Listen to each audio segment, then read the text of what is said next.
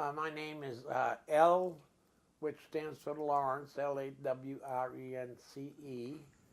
and my middle name, which I go by, is Paul, Paul, and my last name is Murray, Murray. What is your birthday? My birthday is 062932, Oh, June 6th, 1932. June 6th, No, June 29th. 29th. You can change your birthday. 1932. 32. Yeah, we used to say, like, with the doctor's offices and so forth, they had birthday to 062932. You're quite young. Yes, I am. I'm one of the younger members of the Yeah, I Children's think so. Children. Yeah, many of them born before the Great Depression or the year of Great Depression, 29. Where were you born? I was born in Massachusetts. And you are here with your son, right? No, my nephew. Nephew. Yes. What's his name? Gene. Gene? Right. And Gene asking me to ask you what is the origin of your first name, Lawrence. Oh, that's the name I was born with. Okay. That's what the name on my birth certificate. Okay. But But I went to work in New York City in 1959. My immediate boss was another Lawrence with the M last name, and the big boss says we can't have two Larry M's in the department, and so being the junior member, I said, your choice, and he said, okay, we'll call you Paul Murray. Oh. So and I kept it when I moved to Florida a couple of years ago, a couple of years after that. Yeah, you far advanced to 1959. We are dealing with the 32 now here. So let's talk about your family and your siblings when you were growing up. Okay. I have there's 6 siblings in the family. Mm-hmm. We are I don't know what kind of a family would you call us, Gene? We were just a normal, large normal family growing up in the Depression. I'm the 5th of 6.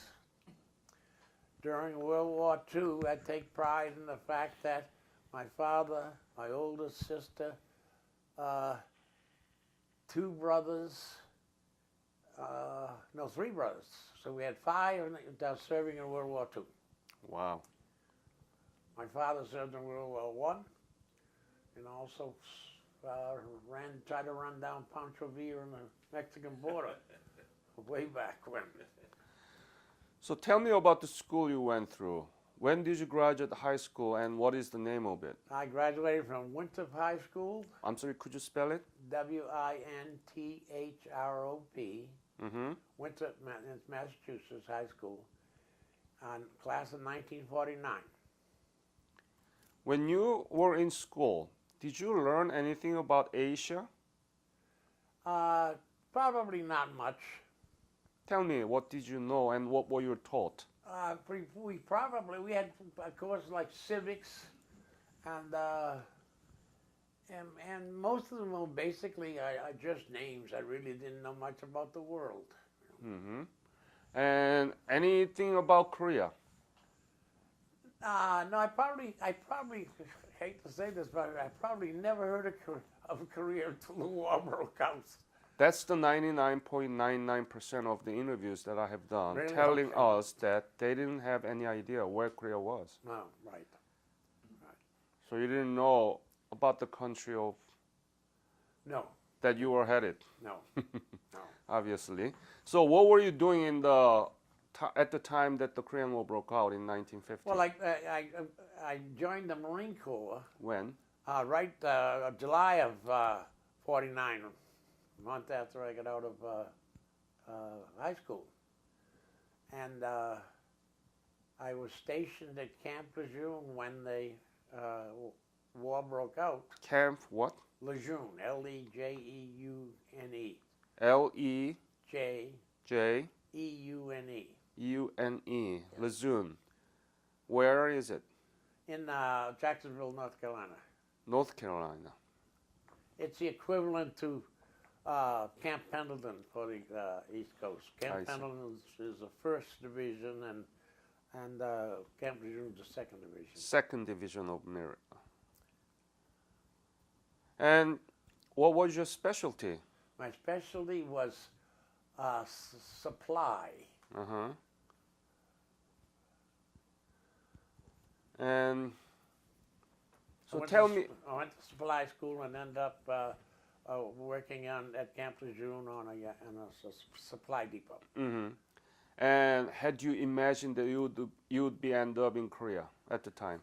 No, well, when the war broke out, I volunteered for Korea. You volunteer for the war? Yes, sir. I mean, I came from a family of of 5 people who'd been in war, so I just couldn't go along with the concept of a war being fought and mine not being in it. So I volunteered for it.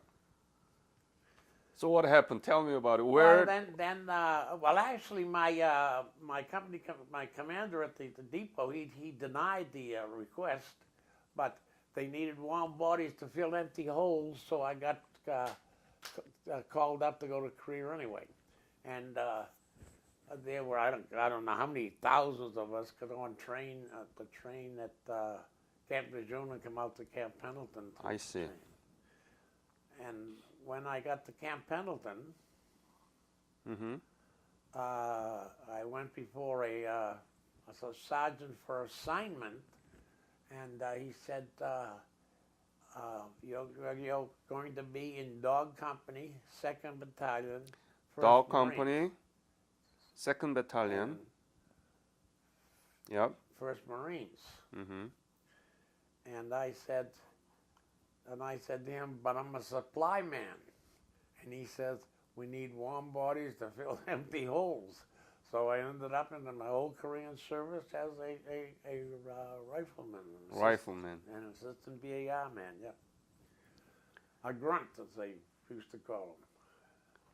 So when did you leave Pendleton? August. We bought a ship here in San Diego. And took the 15 days across the Pacific. And then you arrived in Japan. Right in Japan, Kobe, Japan. Kobe. Spent a very short time there, a little bit of training. Then we got on ships for boats for Incheon, Korea. Okay. We didn't. I mean, I was an 18-year-old kid. I didn't know what was going on, and I did what I was told and so forth.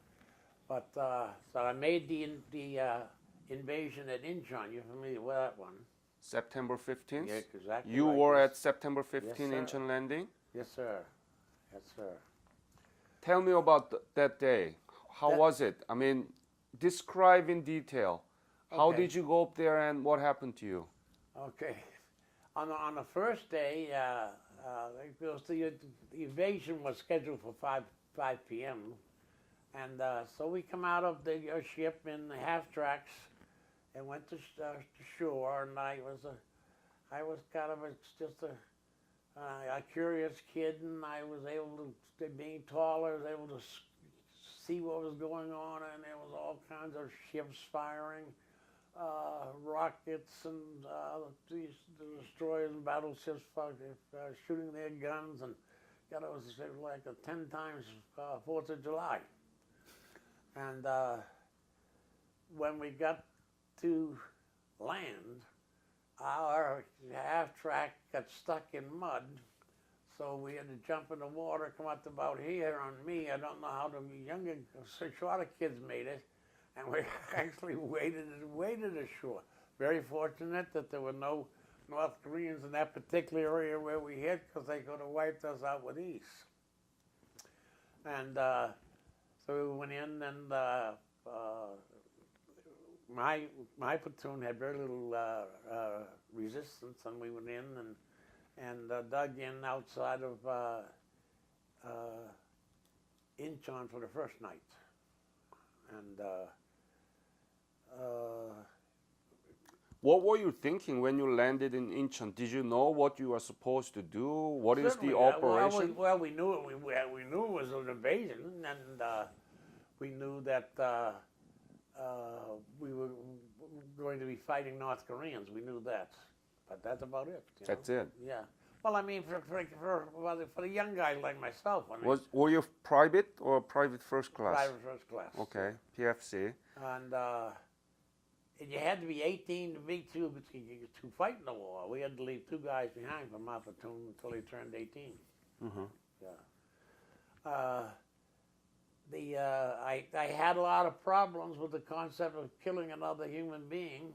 At the time? Yes, yes, sir. Coming across the boat, it was getting me bad. I just, killing another human being it just went against my upbringing, I guess, But that was your job. That was my job, yes, sir. But you were keen to the sense that you are killing other human being, and that bothers you. Yes. It bothered me until the second day in, when one of my good buddies that I had met on board ship, the platoon was out on patrol, and to get rid of 4 North Koreans who were down the valley. We were up on a hill, and then the whole company moved up from the hill and went on down, and the guys were happy and jumping around like they were playing cowboys and Indians because they wiped out those 4 North Koreans. But then as we started to move out, we were missing 1 guy, and they went back, and I can remember the corporal come running back and says, he's kneeling behind the rocks with a bullet between his eyes. Oh. And so that made self-defense or something. So tell me about the Seoul that you saw. You went up to Seoul, right? I didn't make it. You didn't? No, on September 19th, we were going towards Seoul, probably about halfway, and we were on the going up a hill. We went over the knoll of the hill, my BAR man and myself, and walked into a North Korean machine gun nest, and hit me through the ribs. I didn't touch the ribs, missed the heart by 2 inches, and so that was all. That was the end of my involvement with the Incheon to Seoul operation. I spent 18 days in hospital. Where? Well, we ended up in a town right. We could see Seoul right on the other side of the river. I should know the name of it. I forget it. I was in a MASH unit there. MASH. Yeah. Yeongdong-po, is that the Yeongdong? Yeah. Close to Seoul. Yes. Yeah, Okay. yeah. That's the closest I got when I was in the recuperating from old. Then I rejoined my unit after the Seoul battle, and we boarded ships, and then went down around and up to Wonsan. Wonsan. Yes. So when did you arrive in Wonsan? Oh, by the way, did you got the Purple Heart for yes, your? Yes, sir. Oh, yeah. tank? Purple Heart. Yes, sir. And do you remember when did you arrive in Wonsan? It was about the middle of October. October, right? Yes. Yeah. Now we were supposed to invade Wonsan. Yep. And but the South Korean troops and I guess some army support actually were able to take Wonsan, and so we just landed in Wonsan, so to speak. There's no battle there. There was a joke that went around that Bob Hope was on land. You heard that joke? Yeah. Okay. All right. Yes. So we didn't. He cleared the way. Yeah. Yes. But the Korean army was there, right, to Yes, clear yeah, them right. before you arrived. Right. Right. Right. They had taken it. Right. Right. So then I guess I read a lot of stuff on it over the years, and. But you tell me what you actually did, okay? Do not quote things that you read, okay? Just tell me what you actually had to go through at the time, okay? Okay. So from Wonsan, where did you head it? Well, from Wonsan, we first thing we had was there was some problems a few miles south of us, okay, and we went down by train, and but it was all settled before we got there by other Marines, And so we came back on up to the train to Wonsan, Mm-hmm. and then I just remember boarding trucks and going up that long ride up to the reservoir, and I do remember like it was yesterday when we got there, Mm. and I got out of that truck at Coterie. Kotori, yeah. Yes. And I got out of that truck, and I remember saying, as if it was yesterday, this has got to be a mistake. It's too cold. Yeah. And we then we set up the my regiment was at Coterie, and so we finally got the foxholes dug and everything else, and we had some skirmishes with Chinese during the nighttime and some fighting. But the guys that really had it tough were the guys that were up a little bit further in Hagaruri and, Yeah. and the other thing. But, So this is the map yes, sir. of chosen few battle in Korean. It's a Jangjin. And could you show that map to camera? Yeah. And can you point to Godori there? Coterie, I just saw it. Let me see what the heck is it down right here, So where? way there. What this map brings you now? What does it? Yeah. It looks a little bit better than a lot of the maps I had seen. Any memory that this map brings you now? Right now. No, not any additional memories, no, sir. No. Mm-hmm. So in 65 years, now you're looking at the location. Right. What do you think? Like I have good, clear, simple memories. Yeah. And you fought the Chinese there. Yes, sir. Yeah. But already by that time, there are 300,000 Chinese soldiers in North Korea. Correct. But MacArthur's headquarters tried to ignore it. That's correct. Tell me about it. How did the Marines react at the time and now about that fact? Well, at the time, I mean, you were as you were attacked, you defended yourself, and we had Coterie was an important part of the operation, and we were overrun, but never really permanently overrun. Okay. Then I have it as November 28th, but that may be wrong. I had it November 28th.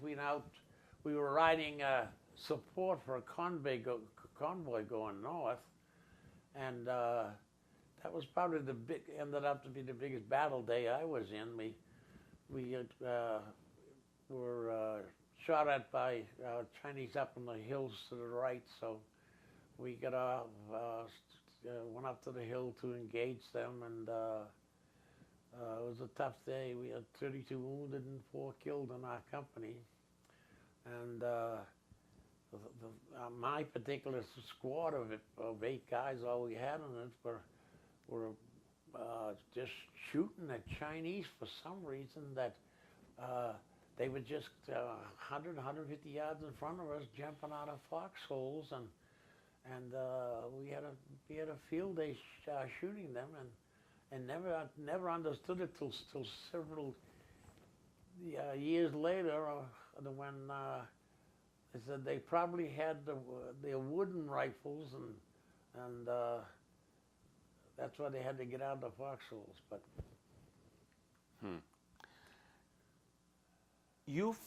did you imagine that you'd fight Chinese, not North Koreans there?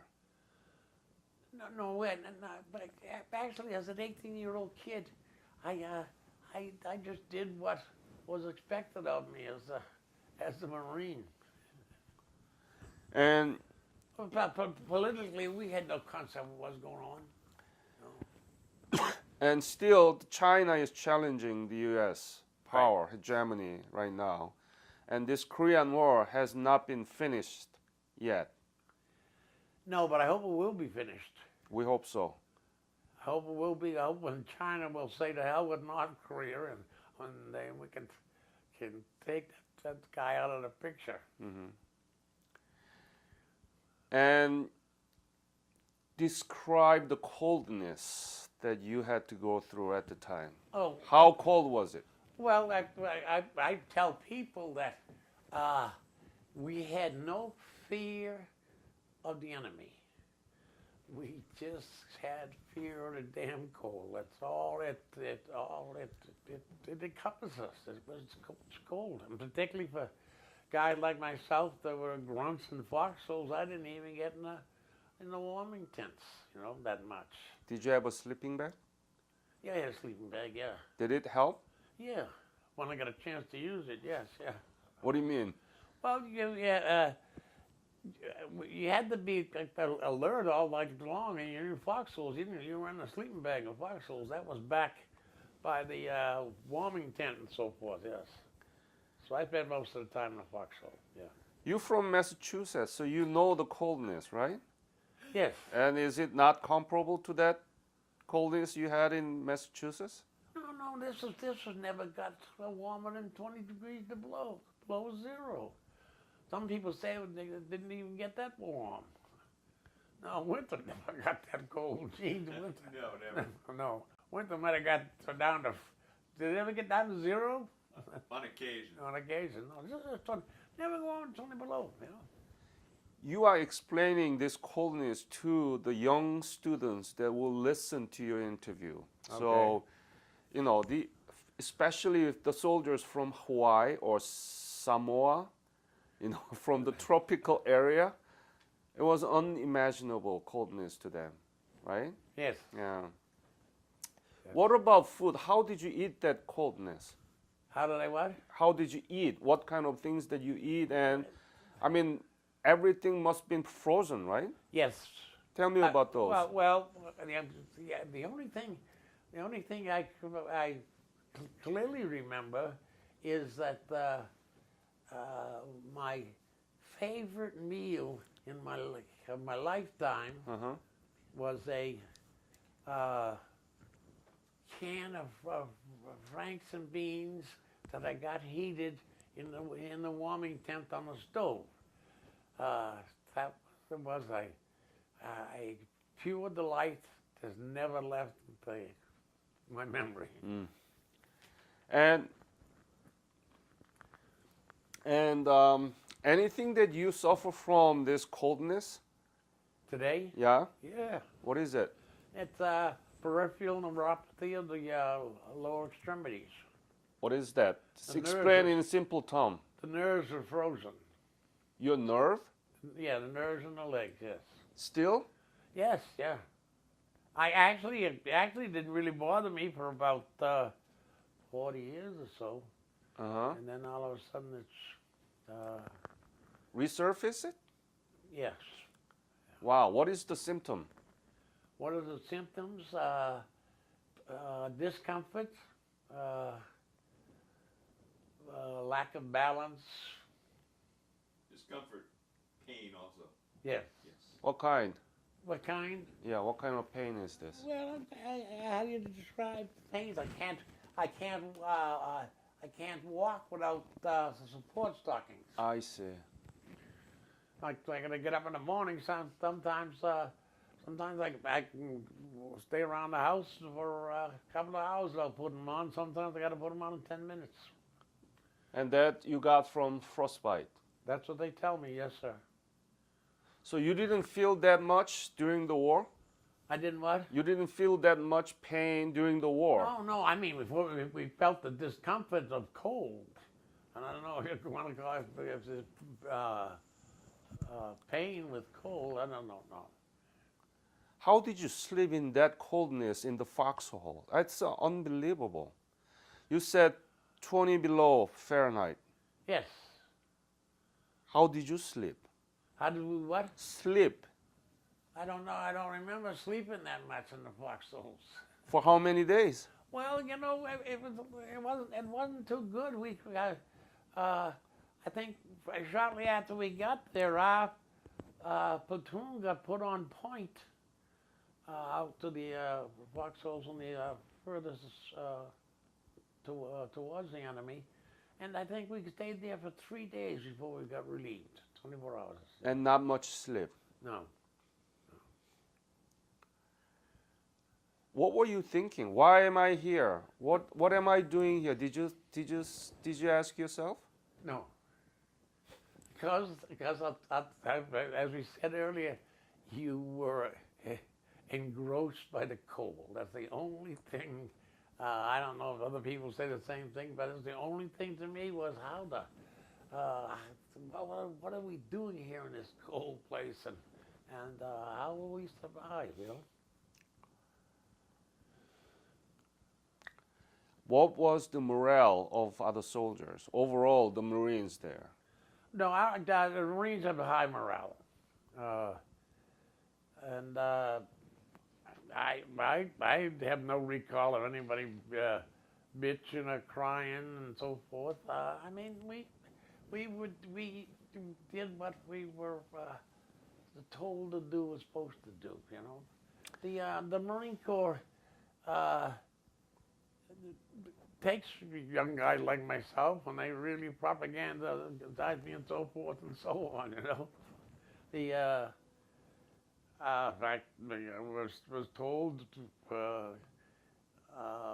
before we went to Korea, just shortly before we went to Korea, Yeah. under no circumstances do you surrender. Mm-hmm. You know. So did you stay mostly in Godori? Yes. Oh, you didn't go up. No, we tried to go up on that one convoy when we had that battle that I made reference to earlier. No, we didn't get up.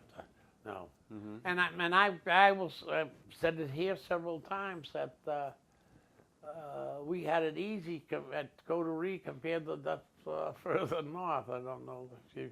Yeah, I presume you. Yeah, Udamni. Yeah, Hagaruri and Hagaluri, yes. yeah, where General Smith was. Yeah. So, did you believe that you're going to be home by Christmas, the home by Christmas operation? I mean, the offensive by the MacArthur? We heard that rumor, but we particularly when the fighting got fierce up there. No, we didn't. Did you have a Thanksgiving meal? We did have a good Thanksgiving meal. Yes, sir, we did. Yeah. Tell me about it. What was it? It was the traditional ones, of course, the turkey and the all the side dressings and so forth. Yeah, And- they did wait. The Marine Corps, I guess, all services maybe, but they went to great efforts on holidays to give you a fantastic meal. And you didn't have any idea that next day you will encounter so many Chinese.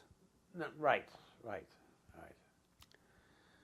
Describe the withdrawal from there to Hamhung. Okay. I have pretty fair memories.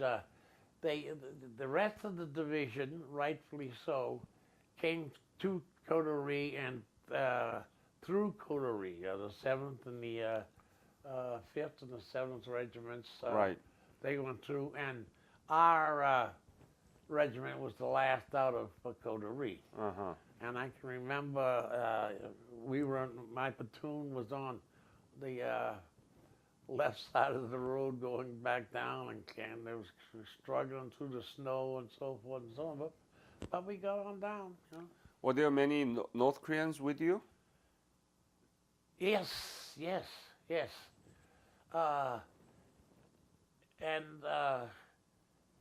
In fact, one bad memory I have is we had to lay barbed wire out in front of our positions, and I was sent out with other guys for the support of the guys laying the barbed wire, and they had to lay the barbed wire because there were so many North Koreans trying to come out and through, and I guess the attitude was, I'm sorry about that, young people, old people, and so forth, but the enemy could have got through with if you let them through. So I have a pretty good memory of that. Didn't like it. Yeah. And I know that Chinese really did mass killing of North Koreans, right? Yes. Is that right? Did you experience that? Did you see that? No, not really. No. My capacity was really to perform what was needed of my fire team and my squad and my platoon, and we had good leadership. So, Mm. no. I And- didn't really have to make decisions. Yep. And you evacuated from Hamhung, right? Right. Okay. Describe the ship that you were in and the situation there. Okay. Were there any civilians there with you? Tell me about those evacuation. No, our evacuation, I can remember. Well, we went out in the smaller boats, and our particular boat, we got on the big ship by ladders, you know. And the ship was originally designed for Republic of Korea's troops, but it was stuffed full of Marines. And we all got up the ladders, and we all had a nice place to sleep and have a little bit of warmth then. And but again, I really didn't know what was going on overall, you know. Of course, I read later of the number of North Koreans they were able to evacuate, you know, after the war and all. And then we went down to Busan, I guess Mhm. it was. And I have one of my stories I remember there. We were still aboard ship, and I think I was on about the second deck, and I had some buddies down on the fifth deck, and so I went down to visit with them while we were waiting to be assigned off the ship, and some guy come running in saying, "The gooks are all over the ship." He was drunk. The gooks are all over the ship, and there I am sitting down on the fifth floor with my rifle up on the second deck. Yes. So from Busan, where did you go? Well, we had a nice time there. We had a nice R&R. Played a lot of volleyball, Mm-hmm. and then we started the spring offensive. So where did you go? Well, let me backtrack just a bit, okay? Mm-hmm. One of the best lottery type drawing I ever had happened up in the reservoir when the word came through that we would not be going home by Christmas, and we would not be going home by outfits, would be going home by individuals. Mm-hmm. So you had each platoon had to come up with the rotation of people, and there had to be people that made the Incheon landing and had been there all that time. So about 20 names got in the hat, and my name came out second. Wow. So that meant I was going to be the second one for that. Uh-huh. And in the first rotation draft, it took two guys, so I got home in the first rotation draft in April of '51. But this was, but I did get into the spring offensive, and I really don't have that many memories of that. We just moving out, and then finally did come and get some Chinese resistance. Got the first incoming artillery that we had, but I remember when I was scheduled to go home, and kept the last bullet I fired the day before, kept the last shell. And so did take part in the spring offensive. Where were you? In the east side or west side? And I think we're right in the middle. You were in the middle. Yeah. So do you remember the I name? don't remember any Cholwan? towns. Pardon? Cholwan? I don't remember any towns or anything, no, Uh, sir. Heartbreak Ridge? No, Is that was after. That was later, wasn't it? Yeah. That's Heartbreak Ridge with Clint Eastwood. Yeah. Well, that was a lot later, I think. Okay. Yes, I was out of there in April of 1951. And now, in 65 years, now you are in San Diego meeting Right. again with the soldiers that you fought together. Right. That's a bad word. We resent that word. What? Soldiers. Soldiers. So what do you call them? Marines. Oh, Marines, yeah, once a Marine. okay. I mean, I'm not allowed to say I'm a former Marine even. Once a Marine, always a Marine. So you're meeting Marines. Right. Okay. What do you feel? How do you put all these things into perspective? Well, I tell people often enough that a day does not go by, okay, that I see Kias, I see Samsung televisions, and the thoughts go through my head that if it wasn't for tens of thousands of kids like me, I wouldn't be looking at Kias and I wouldn't be looking at Samsungs. You know what happened after the war in Korea? Have Yes. Have you been back to Korea? Back? Have you been No, back to Korea? unfortunately, I never did get back there. In fact, I should have got back there last year. I'm a Rotarian, and Rotary International met in Seoul last year. I should have got back with that, but I didn't. And you know what happened. Now the Korean economy and democracy. Certainly, yes. What do you think about this thing? That's what I say. I'm proud of my service there because my little fraction part of it that allows people like you to be interviewing me today. I take pride in that. Yes, sir. I was born after the war, so my life would have been. I don't know what would happen to me if you didn't fight for us. Right. You know, that's why we are doing this. Right. But the problem is, as we discussed before the interview, the American high school, middle school, K-12 system doesn't really talk about this important war. Why do you think the Korean War was important? What is the importance of Korean War that you fought for? Well, I think it was the first step to neutralize the spread of communism. Yeah.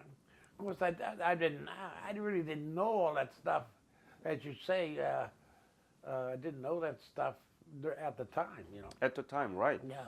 But now, there are only few communist countries in the world: China, North Korea, and Cuba, right? And Vietnam, right? So you successfully deterred the Right. spread of communism. Right. And the Korean economy is 11th largest economy in the world. Right. Can you believe that? Yes. I know it's hard to believe that, but I do recognize it, and I think it's great. Yes.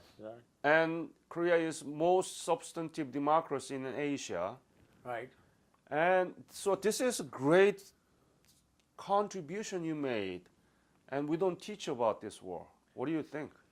Well, I think we have some problems at our public schools with just teaching, and but I don't know why they don't teach it. That's why we are doing this. Yeah.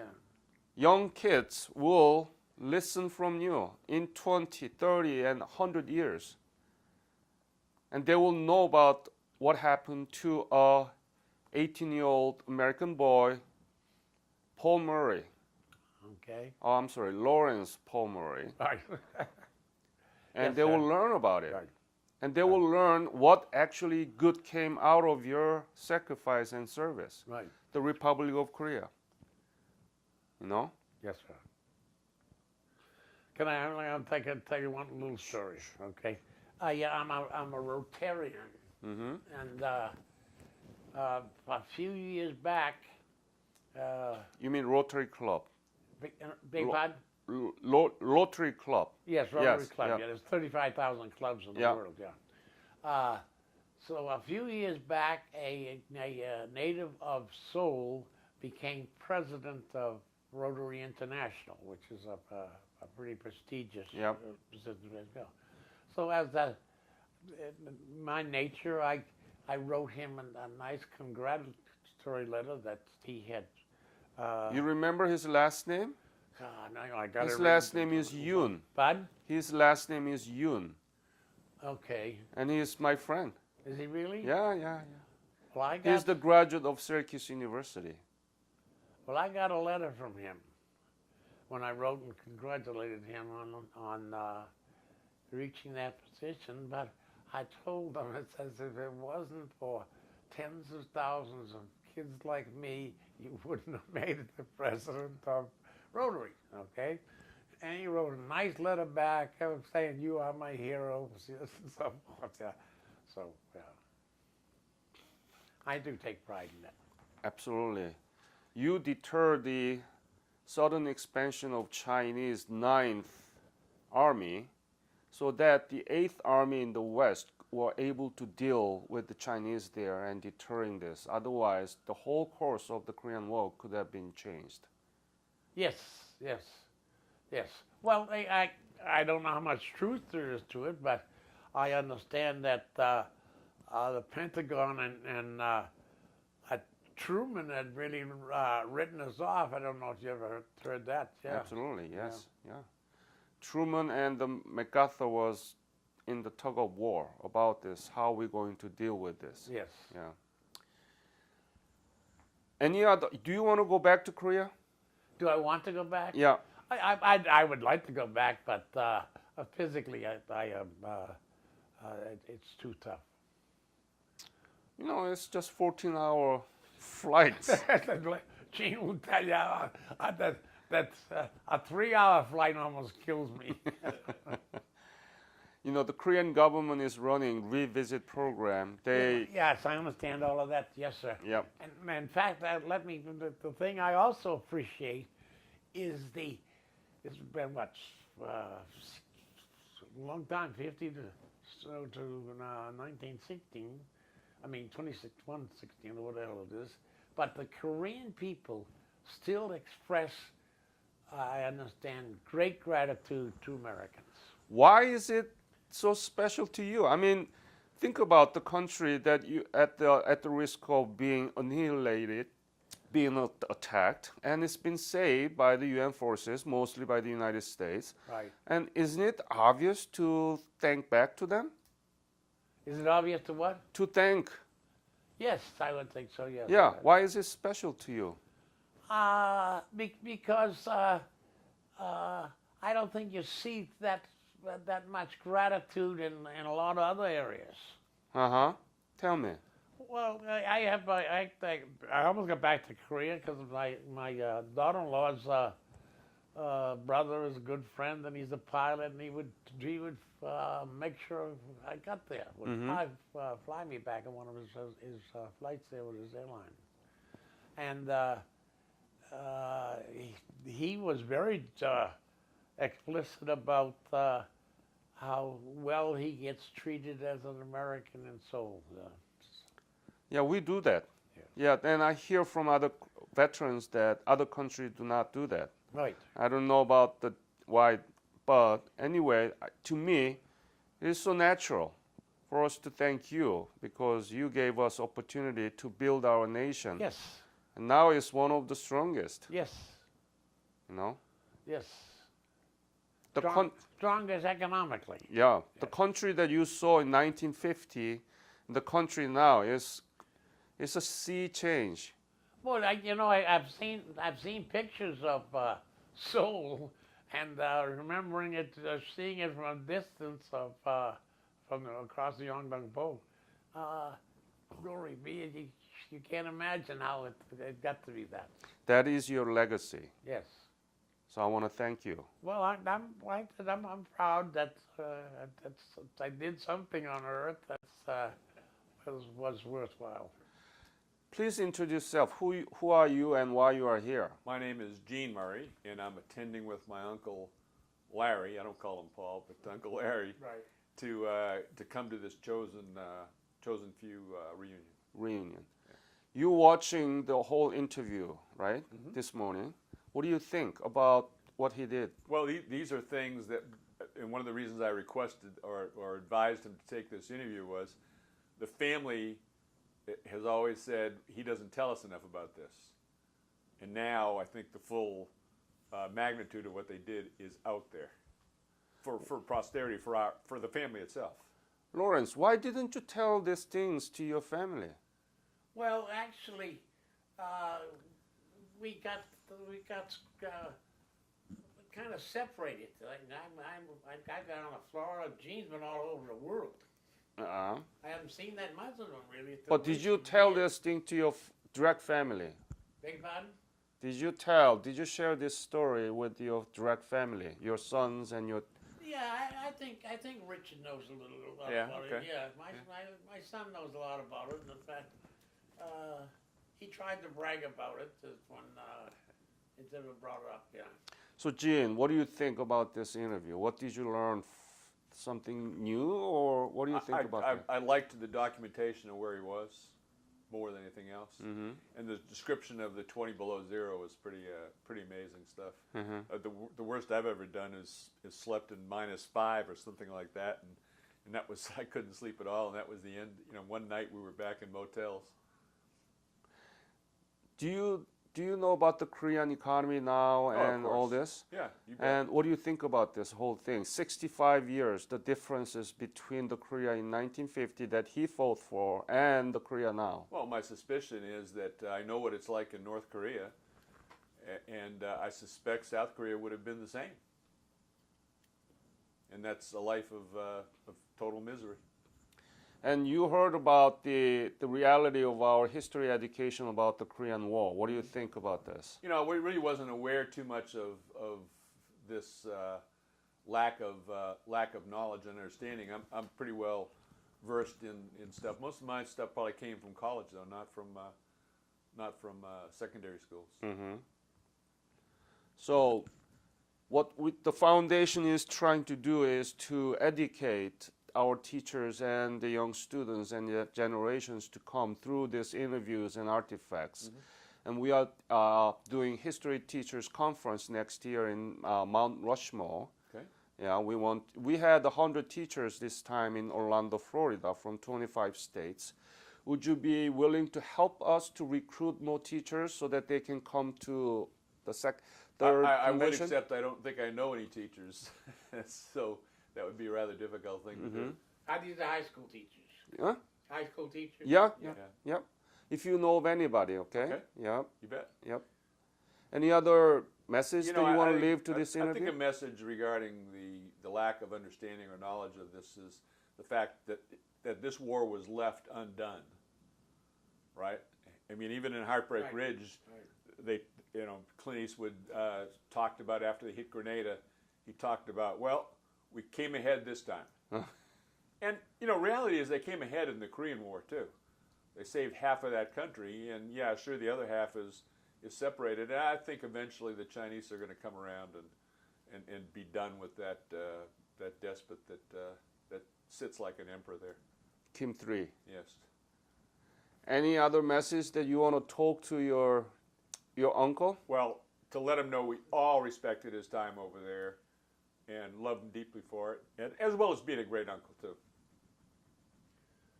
I get along with his family. He got a wonderful family. We do. Could you give that microphone You to bet. him? If I can figure out how to take it off. There you go. Any other message you want to leave to this interview, Paul? No, well, basically, I just wanted to say that I feel fortunate to have made a minute participation that has affected I don't know how many millions of people by now, Bill, and that's I'm not going to go to my grave without that as a big part of my a life's work. Legacy. Yes, sir.